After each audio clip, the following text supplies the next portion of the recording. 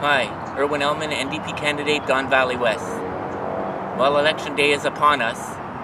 June 2nd, this Thursday, it's time to vote. And I know so many I meet at the door are feeling like, what's the point? This electoral system doesn't work for me, I'm not represented, nothing's gonna change. I hear it, I get it, I feel it myself sometimes. I understand. But I'm thinking about this idea of hope and what I've learned about it, and it's what I've learned from young people.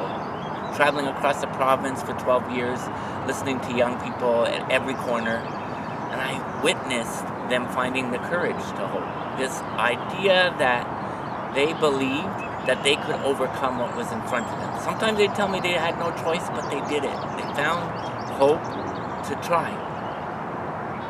They were young people in and from care, young people living with disabilities, autistic young people. I've met families with children on wait lists for mental health services being torn apart by the wait. Black young people living every day in the face of racism. Indigenous young people living in the legacy of residential schools. But more often than not, they found the courage to hope, and they pushed through. They pushed through to find the rights that came so easily to others. And it was hope that they found.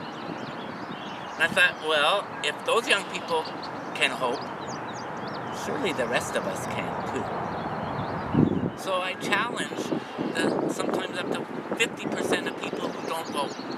And many of those are those people I'm talking about, marginalized from their rights. I challenge you. Find the courage to hope.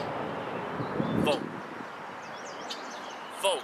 Because your vote may not change the world, but it will name the world, it will affect the world, it will influence the world.